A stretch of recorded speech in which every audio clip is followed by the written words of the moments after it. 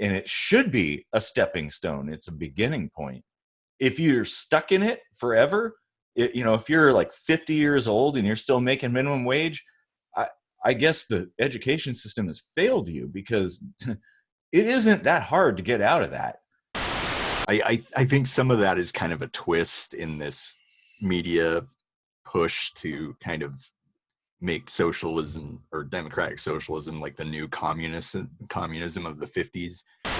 But I just wanted to bring that up, that there are places where people have a fairly high standard of living, and there's not that many people in poverty, and they don't even have a minimum wage. People in the middle kind of start to get swallowed. Like, there are some people who get a raise because they were making more than the minimum wage, and now the minimum wage is more than they were making after they worked their way up to that level or whatever. Now I'm gonna have to look that up, but I believe it was, I mean, I know it came from an official US government data source. It was some kind of labor statistics or the census or something like that. Well, if you're believing what the government tells you, you're just a chump.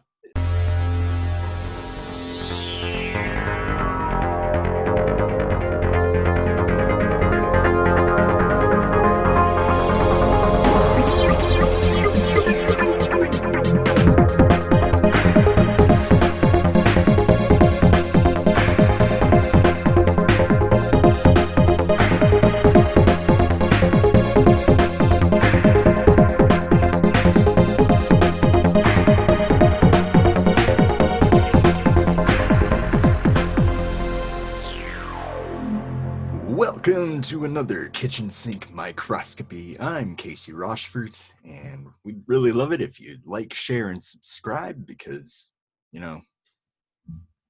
that's what awesome people do. So. Yeah, at least we hope so. I'm Eric Rosenblatt, and don't forget we write our own music, so stick around to the end of the episode and hear a new song.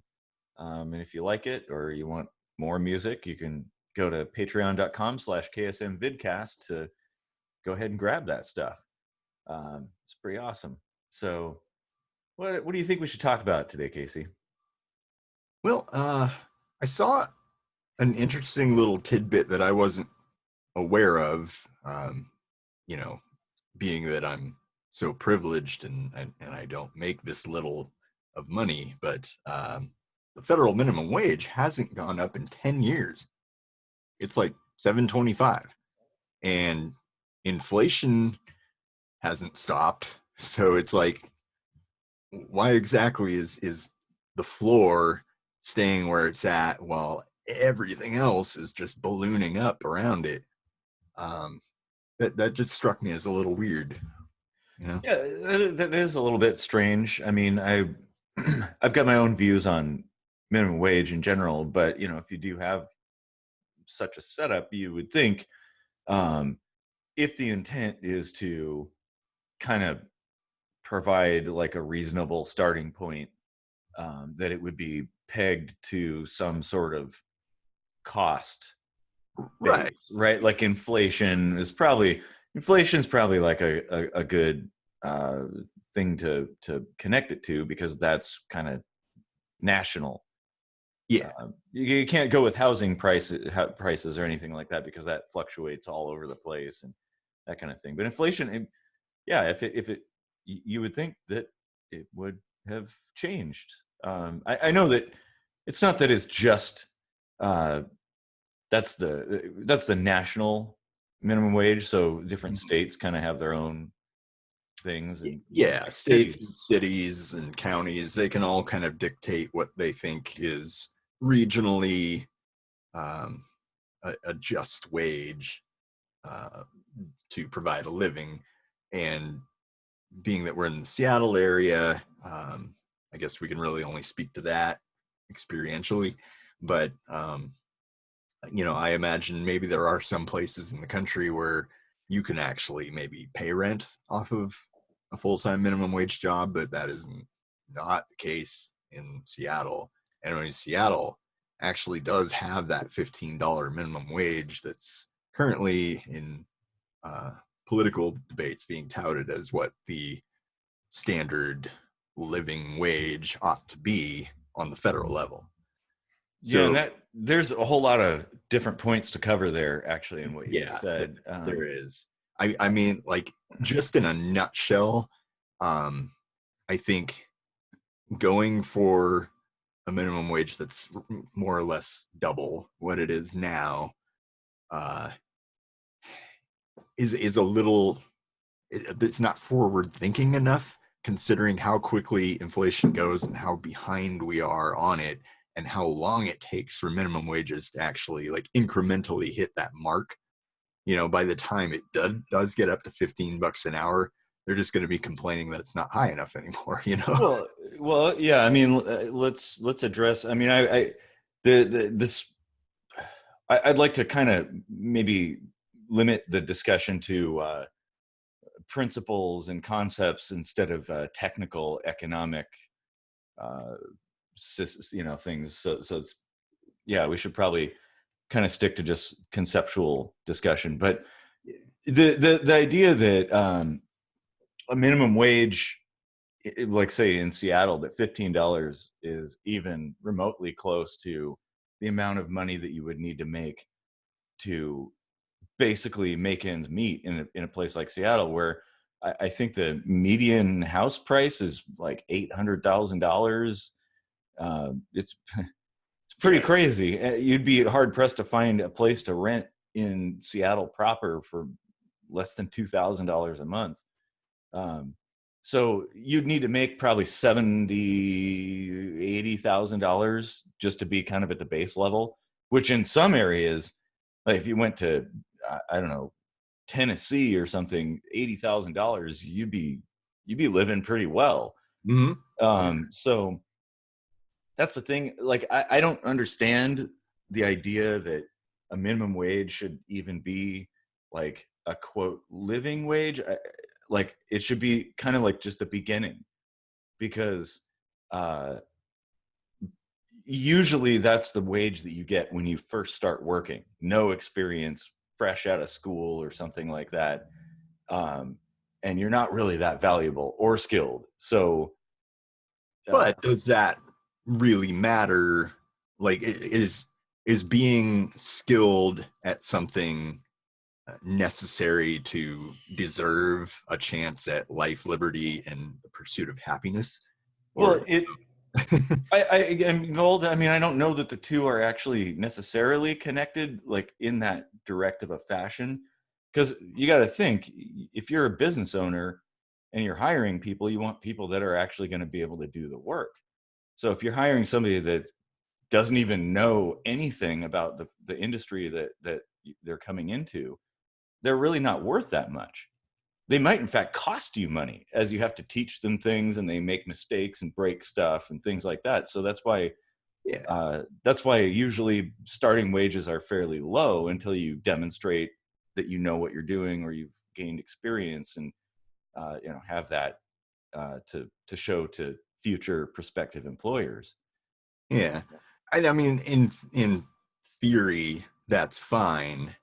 In practice, I think it makes more sense to pay forward, um, for giving them a shot at getting that experience, because in practice, if you do get increases in your wage, it's very piddly very often, especially in these small businesses where they, maybe they can't afford much because they're on a thin margin or whatever. And it's like, no matter what, everyone starts out with no experience, and there's going to be a learning curve. But if you're not making a whole lot of money, you're also, I would argue, less motivated.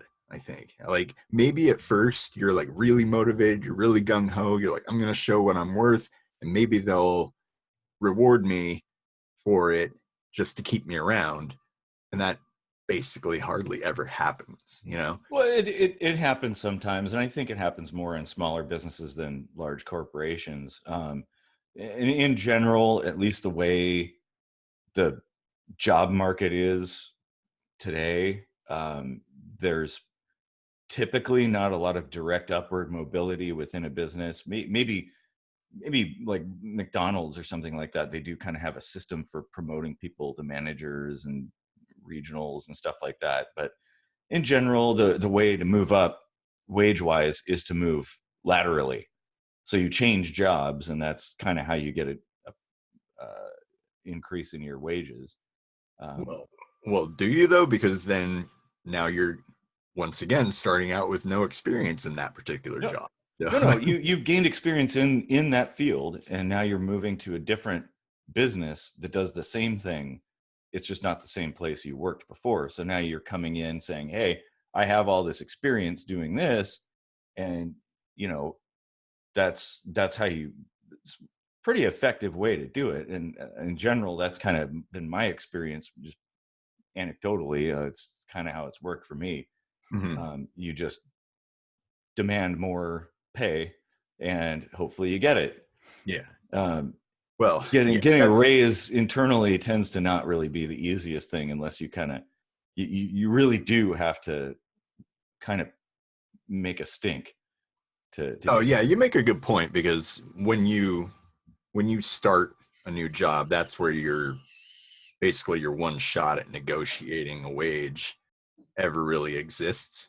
Like when it it. comes to asking for raises and stuff, Uh, you don't have as much leverage because you're already there performing the work. You're already kind of complacent, and they well, know that. And yeah, and you could certainly get a raise, like an okay raise within the current job that you're working, but it's a lot easier to get a big raise, excuse me, when you move to another job. right. Businesses like to take employees from one business and bring them in. It's kind of a thing that they do. It's probably goes along with that whole eBay effect where bidding wars start and stuff like that. Hmm. Um, I mean, especially if you have skills that and experience, that's really where it's at. Skills and experience. Yeah. But as far as the minimum wage, so here's the thing. People I think have a tendency to look at the wage situation as, at least as far as lower income people, as being bigger than it is. It's like currently in the US, it's about 3%. Actually, it's less than 3% of the population that works for minimum wage or less. So it isn't really like that prevalent of a thing. Most people make considerably more than minimum wage, even in kind of places you would think you wouldn't make that much money. Hmm. So it isn't like Uh, there's 200 million people struggling making $7 an hour. There's very few people doing that, and where does most are that actually very young, like entry level 16 to 20-year-old kind of people, just fresh out of high school, starting their first job. Those are the people who are predominantly making minimum wage. where does that number come from? Because that sounds awfully small considering you know, um, restaurant work is basically at that level. There's a lot of that. Like gas stations are probably right on par with that because they're selling snacks and stuff like that, like little things, and like all these razor thin margin businesses that everybody depends on day to day. There's a lot of staff there. that's now I'm gonna have to look that up, but I believe it was, I mean, I know it came from an official US government uh, data source. It was some kind of labor uh, statistics or the census or something like that. If Well, I if can you're find it, believing I'll what pull the that up. government tells you, you're Yeah. just a chump. Yeah, exactly. I mean, but they do collect quite a lot of data, and I think anything like that is probably fairly trustworthy, at least as far as it's kind of Mhm. a ballpark figure. But that's been fairly consistent through time. Um, that people make that that's about the amount of people making minimum wage, like 2 to 4% of the population generally. Yeah. um so, and here's another thing. um so there's quite a few countries that don't have a minimum wage. quite a few developed countries even, and they're doing just fine. Uh, So, like Sweden and Denmark and Norway and Switzerland, those off the top of my head. I know those ones don't have a minimum wage. They use collective bargaining or other things like that. But basically, that's kind of how it's done. yeah. So I don't know that a minimum wage is my personal view. I don't even think it's even necessary.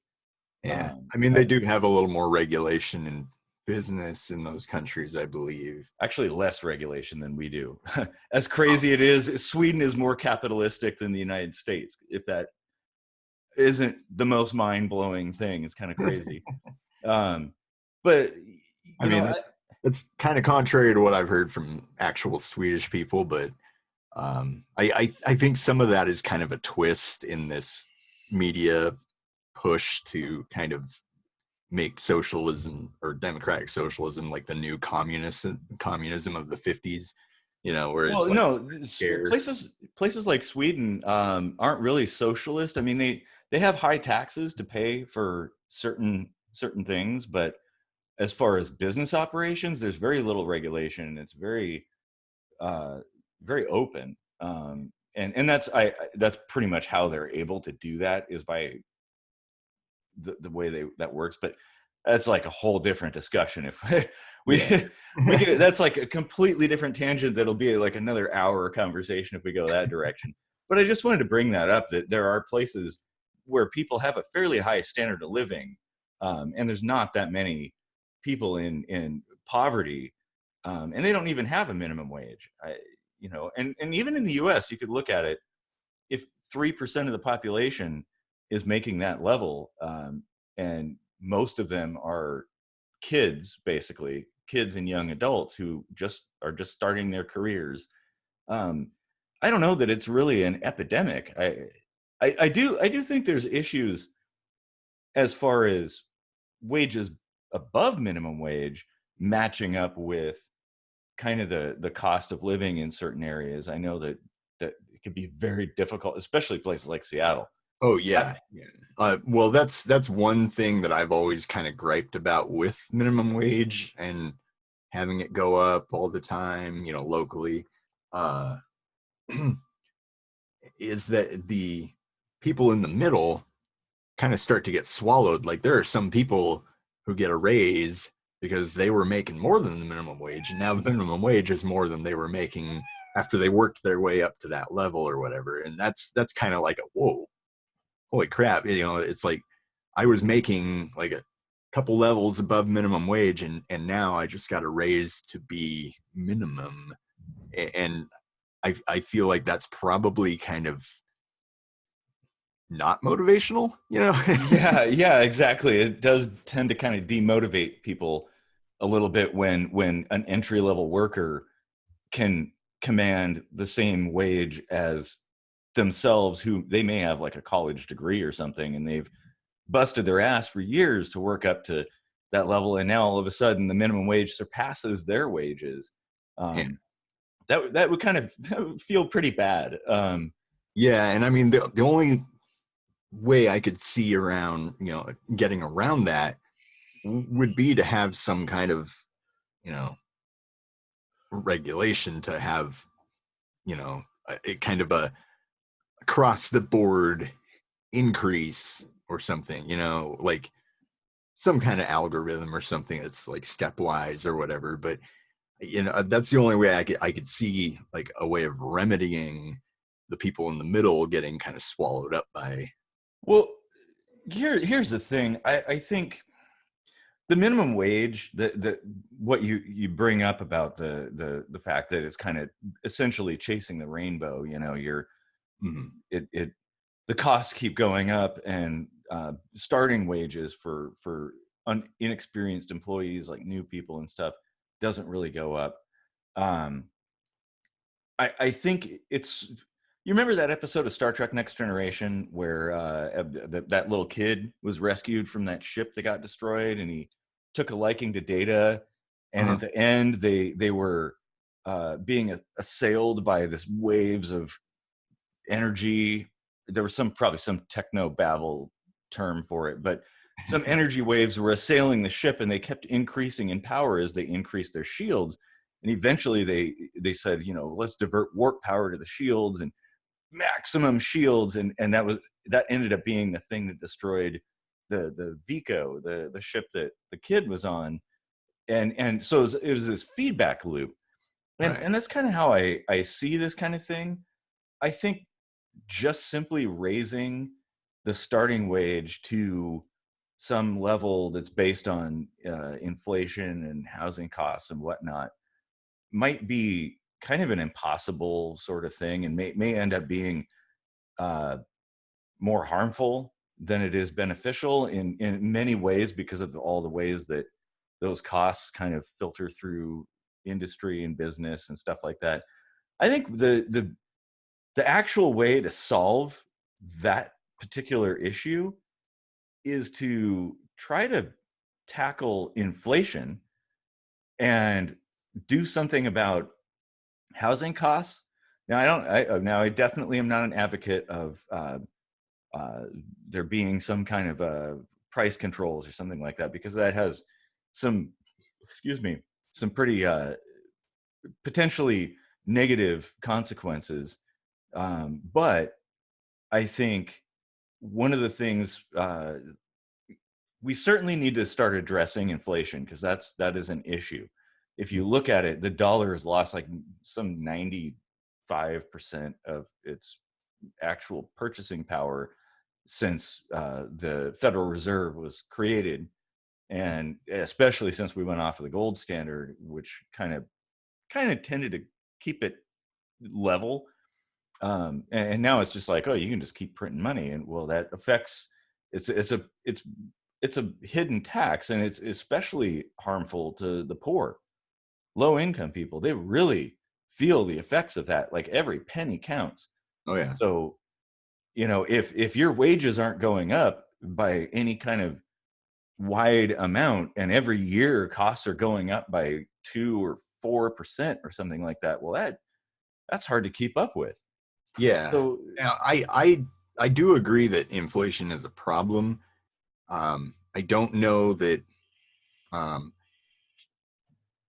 I don't know that there's a way to fix it without keeping the band-aid that we've got on the low end of the spectrum on for a while, like keep the minimum wage around. Because if you go back to like when we switched off the gold standard, if you took away the minimum wage, like right when it started, right when it kicked off, then there might actually be a supply and demand in labor that drives up, the floor.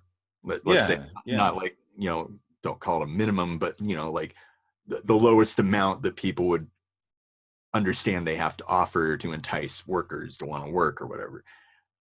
You can't really bridge that wide of a gap now, Well, like you if might you be. took away the $15 minimum wage in Seattle right now, and people went back to, trying to offer people $7 an hour to work at a restaurant, it wouldn't happen. They would be like, well, I guess I'll try my hand at construction or something, like. And that in itself, that would be kind of a market correction that would automatically happen. Because here's the thing: if they got rid of minimum wage today, let's say you're living in downtown Seattle, if you're crazy enough to do something like that, um, you're living down there and you're paying $2,000 a month for rent, and you're living alone. As daft as that would be, but you're living alone in an apartment in downtown A Seattle. shoebox sized apartment. Yeah, yeah. I know I'm a fan of micro apartments, but that's a whole different thing. Like Japan does it right. But if you're making $15 an hour working at Dick's or something like that, flipping burgers and stuff, and then the minimum wage was removed, and they said, well, you know what? We're going to reduce your wages to $4 an hour because we can. Would you come to work after that? uh, I I mean, mean, you can't afford $2,000 a month at $4 an hour. It's not possible. So of course, you like you said, you'd go into construction, you'd do something else. You'd move yeah. somewhere because that's ridiculous. And there would probably be an outcry within just that one place of work, and I don't think they would be crazy to do that. I mean, it's Yeah. bad business. I don't I don't know. I think wages do in general tend to kind of follow costs in a region. Um and I mean, I don't know. I've got mixed feelings about it. Yeah, there's just so like you said, there's a lot of moving parts. So it's like you've got, the greed of capitalism basically uh, driving up prices of everything every time there is an increase in minimum wage because we got to cover these costs so we don't, lose any profit or whatever. Well, like you said before, a lot of these places are razor thin margins, so they kind Yeah, of have to. So especially if you're in the food industry, who right. Yeah. like there's not a lot of profit to be had there.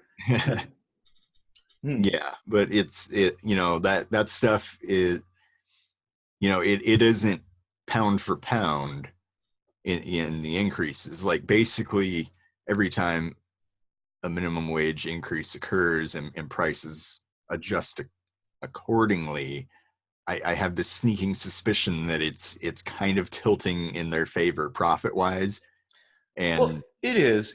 I mean, because you got to figure that's increasing the inflation even more, and it's well, making the cost of living harder to achieve, and it's which then drives another increase in minimum wage, and you get this feedback loop. well, the cost of living and inflation are two completely independent things, but I mean, there are connections. But yeah, that's a good point. I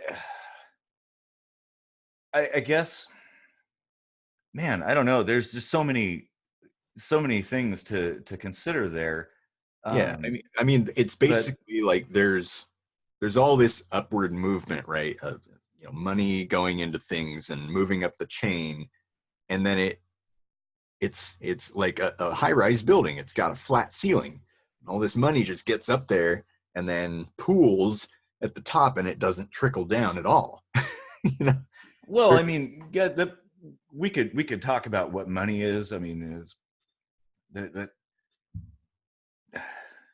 things don't it doesn't exactly work like that, but I mean that's point point taken in that regard.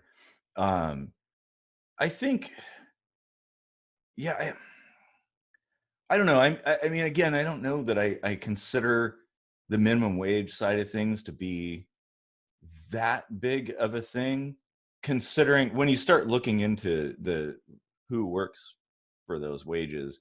Um, I mean, you're just starting out.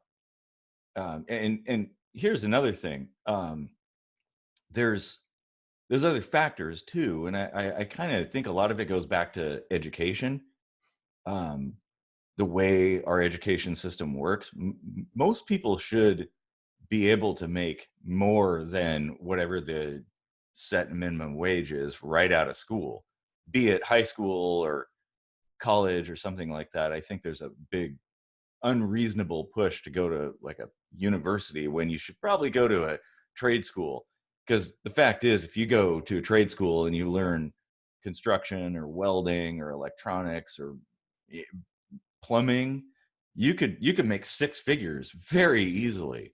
oh yeah, um, and so I think that's an issue, and also the education system not teaching people how to survive out there and how to budget and how to negotiate, when how to look for a job. I think those are really important skills that are kind of missing from the education system. yeah, um, yeah. We did. and of course, let's not forget, you're not the world doesn't exist in a state of only jobs. You always have the option of starting a business.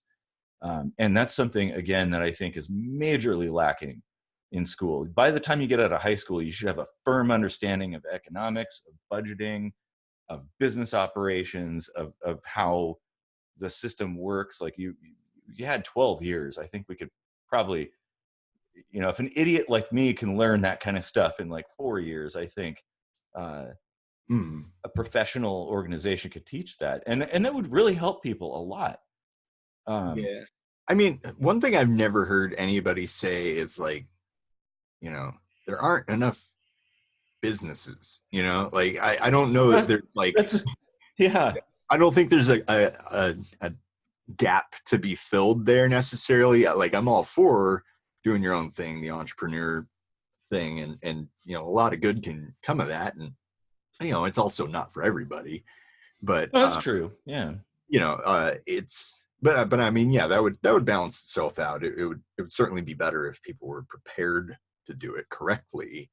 And we did a Well, whole good episode about that, about education and what we're not teaching and what we should be teaching and stuff. yeah. Well, because one of the things, as far as business acumen goes, is that it's a fallback. If you have an idea for a business, or maybe you've run a business a few times, or something like that, or you have some friends and you have a plan, you always have something to fall back on should you lose your job, which is a very powerful place to be. If you're working at a place just because you want to, not because you have to, you're in a position of power. You control the game. And that's how I am where I work right now. Like they could fire me today and I'll just move on and figure something out. I am not scared at all about losing my job. And I'm a dumbass. Like I don't have any special skills or anything, but I've done it before and I can do it again. Like, Well, I remember in the '90s it was like that for everybody. It was an employee's market. I yeah. would I would go interview for jobs because I was bored. Like I would turn them down. They'd be like, "Yeah, we want you to come work for us," and I'd be like, "Nah." Yeah, nice. I Yeah, was it like, was I was it like, I was don't a want to cut my hair. You want me to cut my hair? I'm not gonna. And I'm glad I kept my hair while I could. Whew. yeah, yeah, exactly. Oh man. Yeah, let's go back to the cancer episode, reference that one. But that it was in the 90s, it was definitely an employee's market. You could go from job to job and just keep going up by $1, $2, $3 an hour. You know, there were jobs, there were more positions than there were people to fill the jobs, essentially. Mhm. Like, and I think maybe the dot-com bust and the housing bust had something to do with that currently. But things change, and I don't know. I mean, there's the especially with the increase of the connectivity of the internet and the capability of it. It's like basically you can spend a couple hours a day learning to code, learning how to write software. You could learn Java and develop apps for a phone. You just come up with one good idea and there you go. That's Mm. all. You don't even have to have a place of business anymore. You can still make money, and people are millionaires because of some stupid game that they made. Yeah. and Well, and so that's the thing, there's always options. That's my point. the other And thing about the internet that would probably eventually do away with a need for a minimum wage is to get rid of this stupid compartmentalization. Like, why does every business have to be in downtown Seattle? Why can't it go out to the outskirts and like allow for a large amount of like telework, which oh, is totally possible for a good chunk of that jobs. that's a great point. Yeah, I mean, there's no need. I mean, and that certainly has a huge environmental impact. I mean, you look at Mhm. our area around Seattle, Tacoma Traffic. area, Oof. the traffic, there's so many cars just sitting there I idling and stop and go. Yesterday I spent 5 hours driving. Holy shit. What? Yep. Oh my God. Granted, I had a doctor's appointment, but like it, it was like 6 miles away, and it took an hour. Yeah, well, something that a lot of people from outside the area don't understand, that is in the Pacific North, well, in the Puget Sound area, we don't measure things in miles. We measure it in hours. Yep. Like it's so everywhere else, well, maybe there's some other places that are similar, but it's particularly bad here. Yeah. And that's the thing. Like I you're right. I think a lot of businesses could involve a lot of telecommuting and Yeah, I mean, outside. I understand some businesses need to be, um, they need to have a localized presence in a commercial area or whatever, Well, like a restaurant yeah, or a knickknack store or something that wants a lot of foot traffic to draw people in and stuff. That stuff makes sense. It's businesses. It's my industry, science. There is absolutely zero reason why we need to be in the heart of a city. yeah. None, none whatsoever. Like it Hmm. really bugs the crap out of me that I have to drive 30 miles into Seattle every day. Yeah, yeah, that is really annoying. And then businesses setting the hours to be pretty much the same time. It's just like, Yeah. oh, it just creates a nightmare. And of course, now it doesn't even matter. There's just stop and go traffic all day long in the area. There is no Mhm. rush hour. It's just like the whole damn day. Yep. Um, but yeah, that's huh. Yeah, I think one of the things I guess you shouldn't be too disappointed to get a low wage as a starting worker, um, with no skill, because it's experience. And some people uh, they go for internships unpaid to get that experience, and Mhm. some people pay practically what a mortgage is equivalent to get a college degree, to bypass having to get that experience in a Well, job. So, then you still need the experience. It's well, it's yeah, yeah. yeah. Exactly. I think experience is a lot more valuable. So really, that's what it comes down to.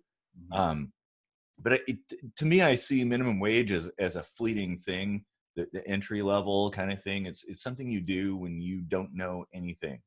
You're just a complete fool. You don't know anything about the industry. You come in, somebody takes a chance on you. Obviously, they're going to pay you something equivalent to whatever that chance is, and hopefully you learn something and get good at what you do, and then at that point you can command higher wages and move up. um, and it should be a stepping stone. It's a beginning point. If you're stuck in it forever, if you're like 50 years old and you're still making minimum wage, i I guess the education system has failed you, because it isn't that hard to get out of that. I have no degrees. I'm not particularly uh, smart or anything like that, but I make way more than minimum wage.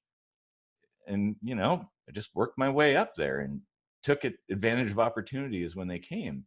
Yeah. And But that's what you I got mean, to do. how long did it get you how long did it take you to get to that place?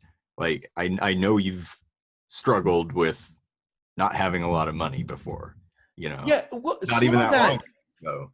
So, some of that was just, again, like in the intervening years, I've learned a lot. Um, but some of that was just choice, because in my personal preference, I put a lot more value in time than I do money. I'll take the hit and suffer a little bit in terms of paying bills and keeping up, just to have more time to create. But that's just me. mhm. So I'm okay with that. Like I'm not bitter at all about it, because I had a lot of time and made a lot of we wrote a bunch of cool albums during times like that. Yep. Um, so if I'd really felt like it, I could have done more. But I think the issue is knowing what to do, which does come with a little bit of wisdom. And I think that's another thing that's failed in the education system, is kind of bestowing a little bit of clarity to people, because like we've talked about, the education system, what's it supposed to do?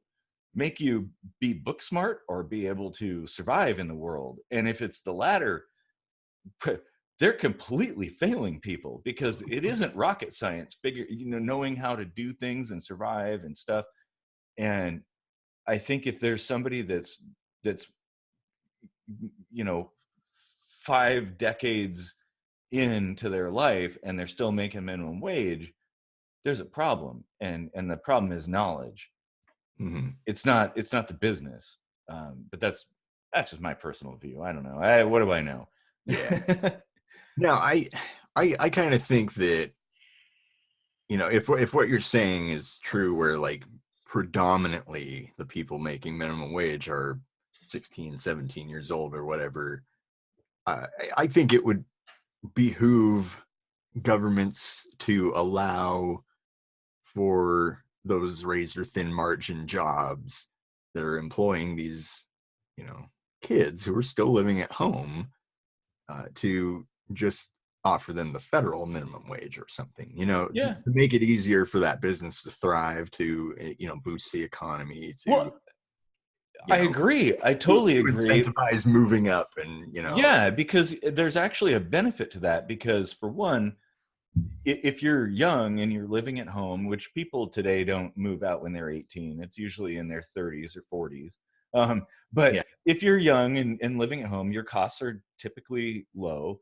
Um, and so even if you got a fairly minimal wage just to kind of cover the fun stuff while you build your way up, um, the business that is hiring you, by not being required to pay very high wages as a starting wage, they're incentivized to hire a lot more people. So that trains a lot more people, because this is the thing: a job isn't just a thing that you go to and you do some stuff and they pay you, they give you a paycheck. It's experience, it's growth, especially starting. Like, you don't even know where you want to go in life, and so this is the experimental time. And I think businesses would be a lot more inclined to take chances on new people if they didn't have to pay them so much, because now we're getting to the point where you pretty much have to have a college degree to get a minimum wage job, which just blows my mind, 4 years experience in some really obscure field and a college degree. Like, uh, yeah. And what ends up happening is, a lot of businesses that have these kind of unskilled positions tend to go to automation, because yeah, it costs tens of millions of dollars to build a bunch of robots to do stuff, but in the long run it's cheaper and more efficient. And that sucks for the people doing the work. There used to be a time where factories didn't have robots. It was just a bunch of people. And it was actually a pretty good time, because you could work your way up and learn skills and work your way into managerial positions, and you'd even come out with a pension. Who has pensions now except state workers? It's yeah. crazy. So I don't know. I don't know that the minimum wage does us any good. Um, uh, it, there are a few people who struggle. There are definitely people in really, really shitty situations, things they have no control over.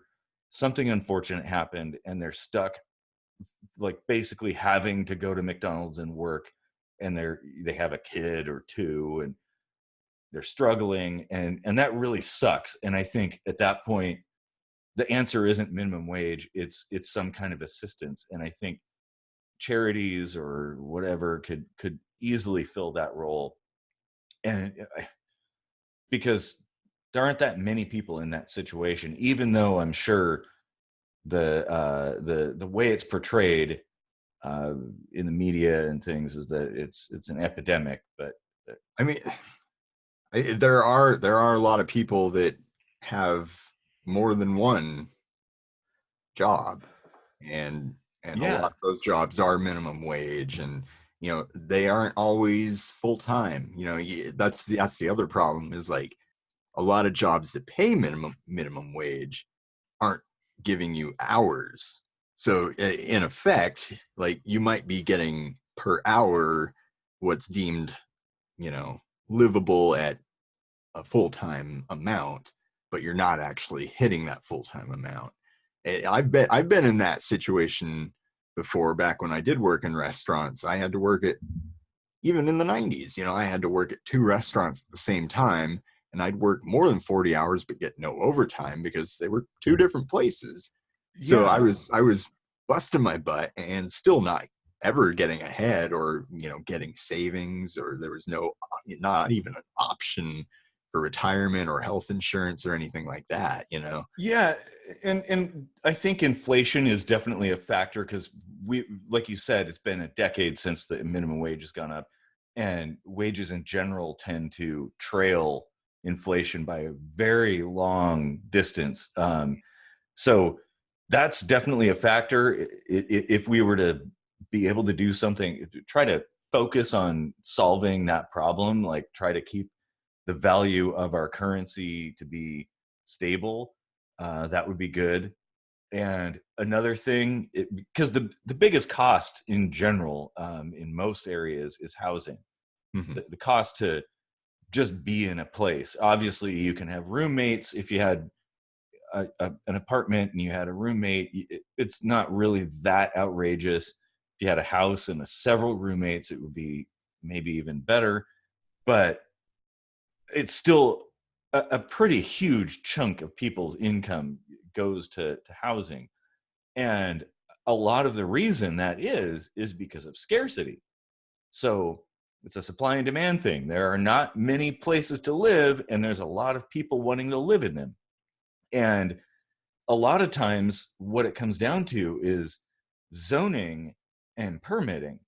A lot of places, cities and things like that, don't really allow a lot of apartment buildings to be built or multi family houses or things like that. Things that are there's a huge swaths of territory in a bunch of cities where it's single family homes only. Well, it's going to be expensive. It's only obvious. It's basically simple math right there. So I think relaxing zoning laws, allowing for larger buildings, basically whatever is needed to be built until it reaches that equilibrium where things are affordable. That would help. If you look in Seattle and such, they have that problem a lot. Areas that don't have zoning, like Texas, they don't have that problem. So it's, I mean, yeah, okay, that's not necessarily a correlation causation kind of thing, but it is certainly a factor. If there's very few houses for the amount of people wanting to live in them, the cost is going to be very high. So we need to build more. It's as simple as that. Yeah. And that would then you don't even need a minimum wage. If you're making $5 an hour and you can rent a 2-bedroom apartment for $400 a month, well, you're probably okay. And so the only way to get to that is to have enough housing for the amount of people demanding housing. And current zoning laws in most areas don't allow for that. There's a constant shortage. Yeah. I mean, we could go into a whole episode on that, and I'd like to actually about, I have a lot of thoughts about why the valuation of homes is total bullshit. And it's not just supply and demand that drives it. It's, proximity to, downtown. It's a view. A lot of it is also what people are willing to pay. It's like, the big wigs that can afford the $5 million penthouse want to live really close, and the people that need to be close to work because they can't afford a car can't afford it. They're pandering to the people that can afford things, and I they're mean, basically shitting all over the people that can't. it's a complex thing, but the fact is, if you want to buy something, or let's say buy or rent or whatever, someone wants to sell it to you. So, but there But are they don't want to sell it to you within your means. well, of course not, especially if there's a limitation to the quantity. If there's only like 6 coconuts and there's 12 people wanting coconuts, well, they're gonna cost more because everybody's bickering over the limited supply. Yeah. And But so what you need 1,000 coconuts to the 12 people. Therefore, a coconut's practically worthless. And yeah. that's what we need with housing. We need so much housing that there are vacant houses everywhere. Well, that's And the thing. There are actually. well, yeah, and there's factors that kind of influence that. I mean, that'll be that. We should probably make that a completely separate discussion.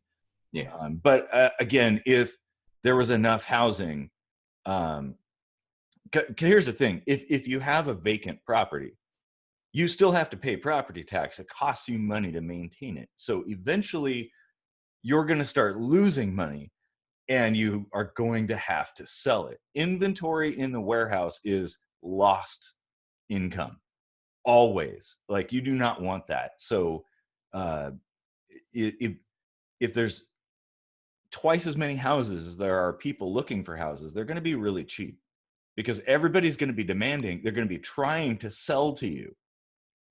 So that's something that I think would go a long way to eliminating the problems that minimum wage attempts to solve. Because this is the thing. The way I see it, minimum wage, like price controls, things like that, it's all this kind of oversimplification of a complex system, turning one knob and expecting everything to just behave the way you want it to. Well, there's a principle in economics called the seen and the unseen. And when you turn one thing, you're actually moving hundreds of different things depending on what it is. So, and people don't usually account for that. So I think that's kind of the general rule for everything. yeah, well, that's true. Yeah, absolutely.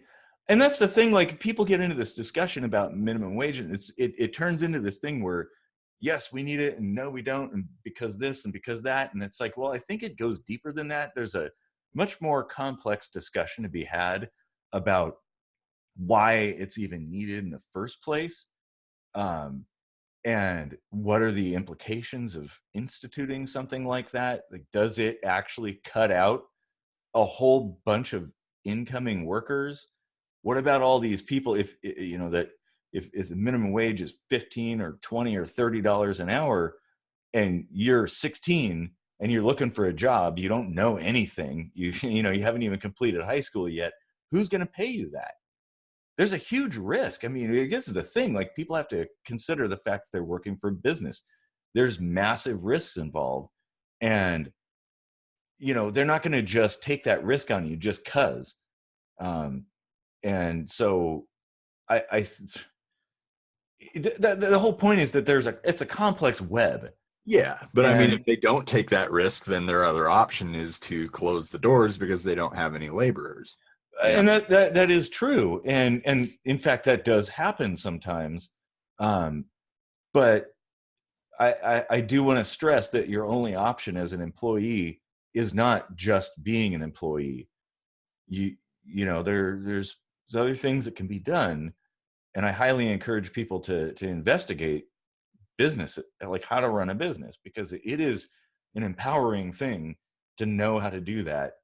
But um, it's also not cheap well, or it easy. can be. It actually, again, like I said, you could spend a few hours a day just learning Java, practicing a little bit, building a couple of programs and doing that kind of thing, and sell something. Doesn't cost a cent to sell something on the Google App Store, you Google Play, I guess it's called.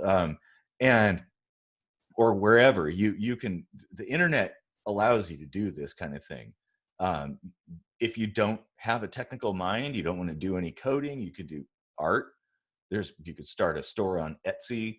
People have done that. I mean, there's all kinds of things that can be done in your spare time, just a Yeah. little bit at a time. And that's the whole thing. It just takes the motivation to do that, and the know-how to do that, and the organizational skills, which is another thing that I think is lacking in school, is how to kind of break things down into a way that you can actually tackle them. That's a whole nother, Yeah. that might be a minute microscopy or KSU sometime. Yeah. Um, That's also got the seen and unseen effect because, you start, advocating that, more and more people pool into that. And then all of a sudden you've got all these apps to choose from. And basically it's just you this already do. flood. Yeah. Yeah, well, And yeah, there's a lot of apps that just kind of go under because they can't, afford the upkeep and they just like ditch it or whatever. doesn't cost you anything. But there That is would bring them, it competition, does cost you but something. you can then get innovative, and in fact that kind of competition creates innovation and new ideas.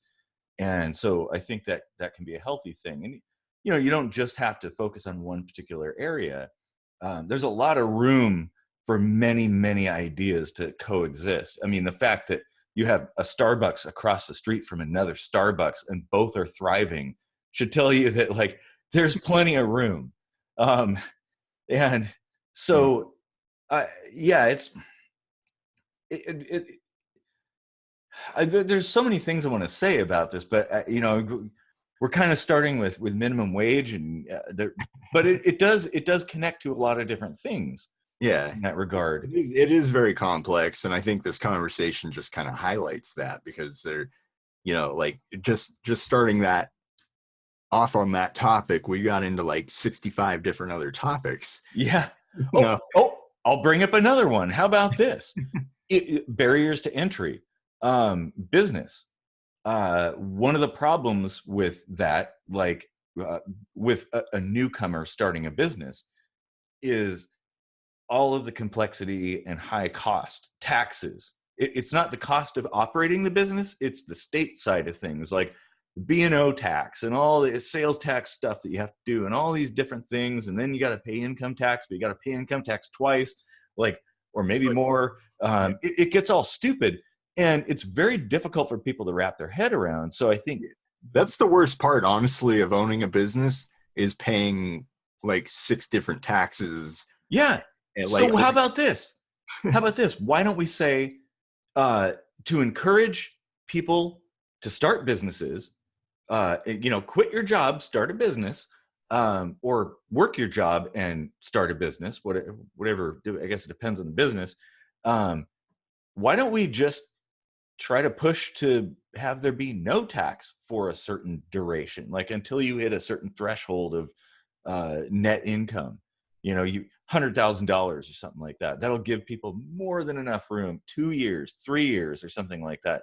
You start off, you could do whatever you want to do, because most businesses fail in the first year or two of operation. Mhm. So that gives a lot of people chances without that much risk, at least as far as taxes and stuff are concerned, to try out new ideas. Once you've been established and you're raking in the dough, then okay, it's time to start taxing the business. But because we ran a business, and that was the kind of thing, like, you make $1, you're already there. So I I still have think that first dollar, by the way. nice, that's awesome. Oh yeah, and that would help a lot. And then couple that with uh, our ultra expensive public education system.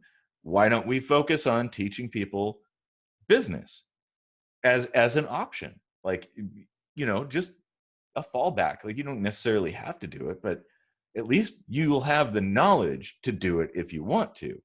And teach people about budgeting and teach people about the economy and economics Well, in here's general. here's the other thing. My experience as a business owner has helped me in immense ways Yeah. in many other jobs. Like, just the experience from it, just the broad knowledge of a variety of things, and the way business operates helps Oh you yeah. be a better employee. And learning to organize and things like that. Yeah, absolutely. How about this ties this into the education episode. How about if, instead of just teaching business, part of your final years in high school is to start a business and Mhm. operate it with school support? So they give you some resources and help, and there's a bunch of people that know what to do. So if you run into problems, you've got some wise people to listen Yeah. to give you advice. So, and here's the beauty of it. Check this out. This is great. So the final couple of years of high school, maybe even the entirety of high school, I don't know, you start a business and you run it. And maybe even the school gives you a location if you want to have it like a storefront or something. that's a whole different thing. But whatever the case, you run a legit business, like a fully functional business, and by the time you graduate, if the business is doing well, you got a job. You're good to go. You come out the gate, full speed. Yeah. If not, you could just go, say you wanted to go to college and get a degree or something like that, or you found a job somewhere, you can go get a job. But at least you've had that experience of running a business. And especially for disadvantaged people that don't have those kinds of opportunities and the support and the knowledge, you have a business that you could take away from Mhm. school and continue operating. Or if you're not the business operating type, you can be a student that works for the student running the business and get experience in that field. Mm-hmm. Yeah, because I mean, here's the thing: businesses are team efforts. You can't do it alone. Like people think, the CEO is like the weakest person in the chain. Like Oh there's yeah. a lot of support down the way. Like maybe if you're doing something really, really simple, you could do But it all by yourself. yeah, You the more almost important, always rely on other people, and that's where jobs come from. yeah, the more important you are, the less work you do. Mm, well, it depends on your definition of work. I mean, if having meetings the entire day long and trying to make very heavy decisions about the direction of the business, if that's not work, then I guess they're not really working. But everybody does something. That's the whole thing. And so people bring experience, they bring their strength, they bring skills, things like that, and all those things are valuable, and a business can't operate without it. And so um, even the lowest, to bring it back full circle, the people that don't know anything that are coming in, they're the new blood for the business. Those 16-year-old starting workers flipping burgers and cashiering and stuff like that at McDonald's, they're the people that may one day run an entire region. They might even become CEO. It's totally possible. um, it's so but they couldn't do it if they didn't start flipping burgers and making minimum wage at some point, and I think there's value in that. Yeah.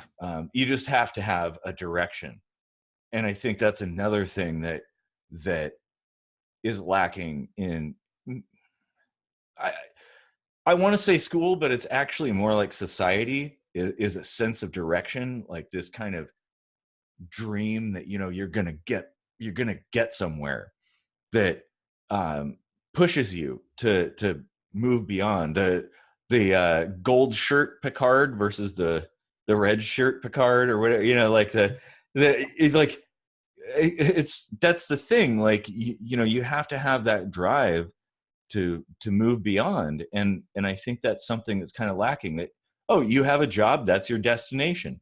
No, it's not. You have your whole life ahead of you. Do you want to be flipping burgers forever? No. Do something to make it better. It's totally possible. Anybody, at least as long as you have the ability to choose where you work, you absolutely can. It's just a matter of knowing what to do and taking some risk sometimes, even Mm. if you fail. And in fact, that's the thing. Failure is the best educator. So, yeah, that's my personal life experience advice for those out there working minimum wage. Um, yeah. Yeah.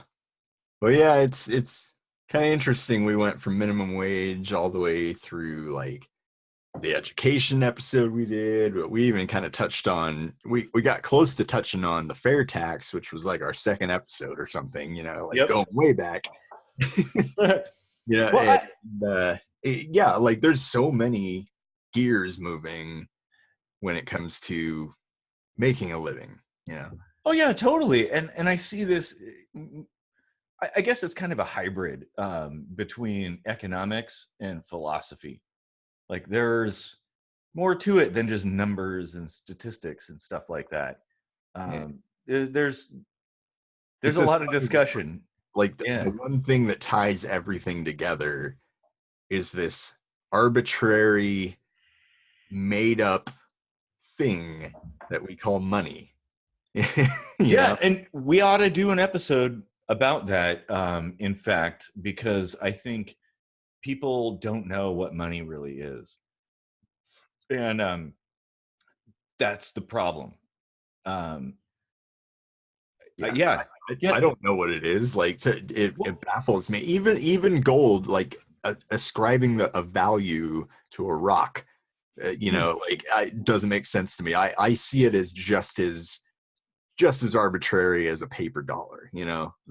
That isn't Well, to anything. Like, it what's the actually, rock linked to? Is just scarce. it But is. Yeah, you're right. No, it totally is. There's no difference between, I mean, now granted, gold isn't necessarily a rock, it's an element, it's a metal. But I'm that's okay. simplifying. But yeah, Yeah, yeah. I mean, it comes out of the ground and it's in rocks and stuff. So yeah, it's the same kind of thing.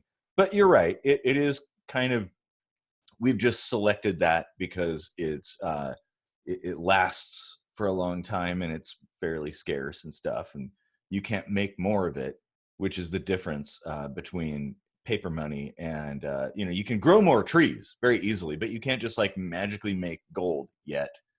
um, so it tends, that's one of the features of it, but we'll have to go into that. Maybe I might just have to do an independent like KSU episode about that or something.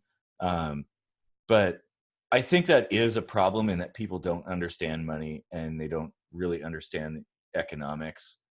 Because when you understand those things, the system no longer controls you. You are totally in control. It's like the difference between sitting on a raft you made of logs going down a river and piloting a sailboat. Like, it's very different. Yes, you're still on the water, but in the case of a sailboat, you're totally in control. Um, as well, long as there's wind. the wind is in control. Yeah, yeah. If there's wind, you're totally in control. But it's kind of the same sort of thing. And I think people get into this mindset that they're subservient to the system, but you're not.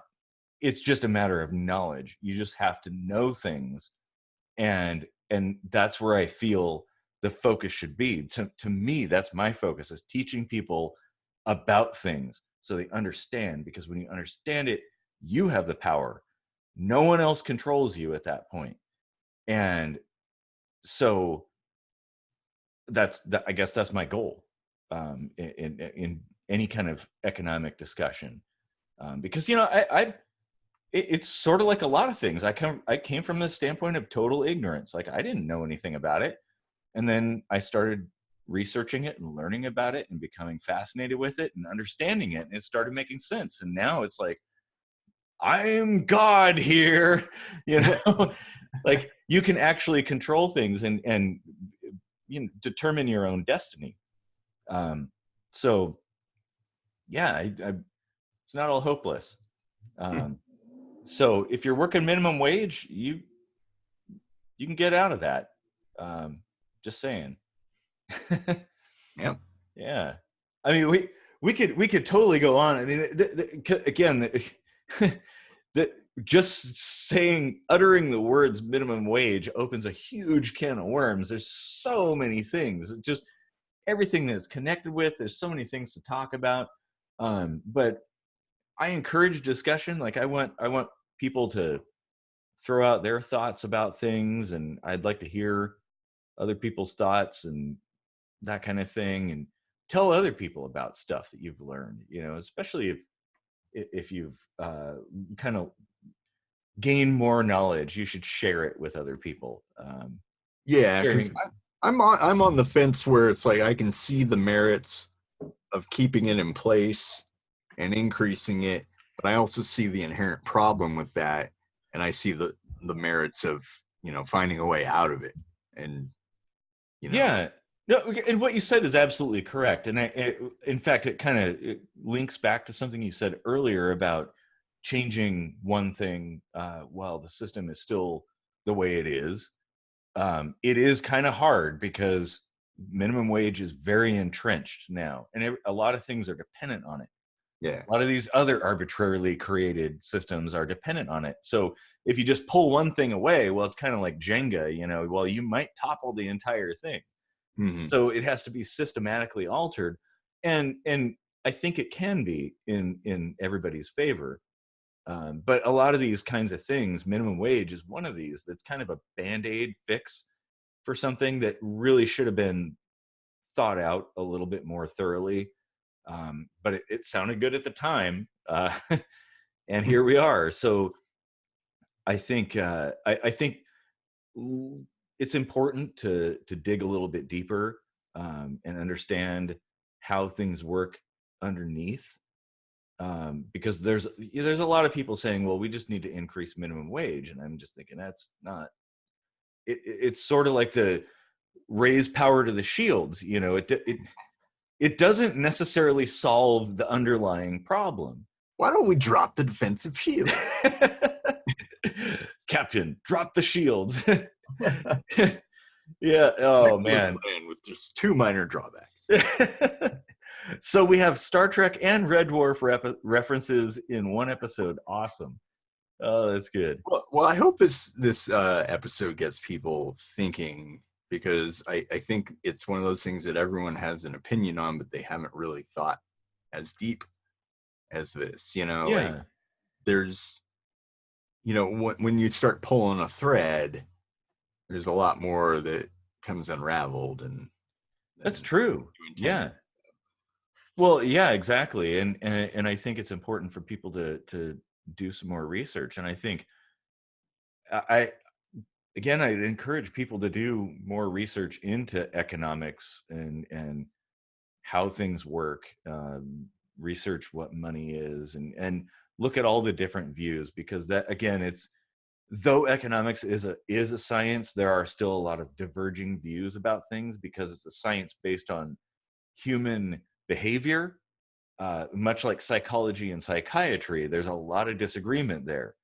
Yeah, So I'd say it's like yeah, like you've got soft sciences like psychology, and you've got hard sciences like chemistry, and I think economics is kind of that bridge, that yeah. fluid in between, because it's got hard elements that are very soft at the same time. Well, yeah, exactly. And that's comes from the fact that the human element is present, um, which I think is ignored a lot of times when people talk about economics. They tend to focus on numbers and stats and things like that, and act like everything is kind of static. And It's math with a mind of its own.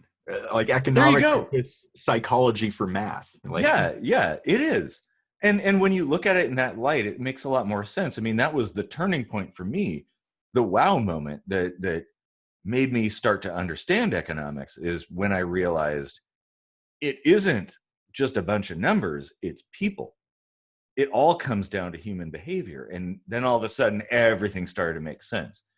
Um, so yeah, I think I encourage people to study that, and I think people should discuss. I'd love to see some discussion going on about it. And if you know things, teach other people for sure.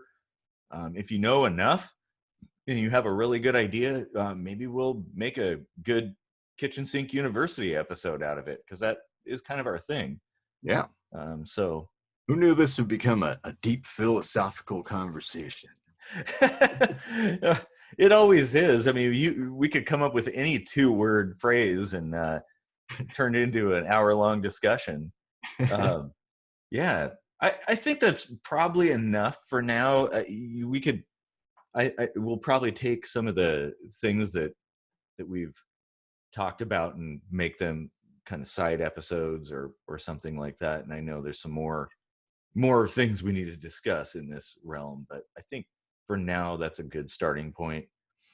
But I'd like to hear what people have to say about what what your views are on minimum wage, pros, cons, things like that.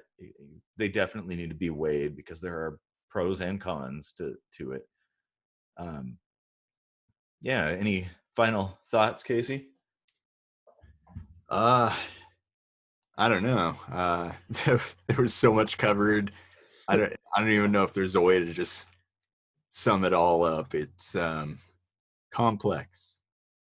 Actually, that does sum it up. Yeah, Good. Nice. pretty No, that's much. perfect. Yeah.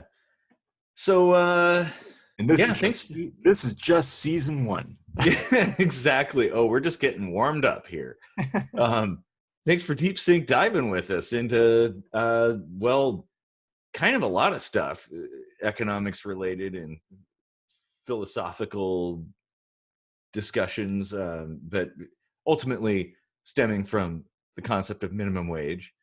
Money, money, money, money. I was thinking of that song that's minimum wage, but yeah, that works too.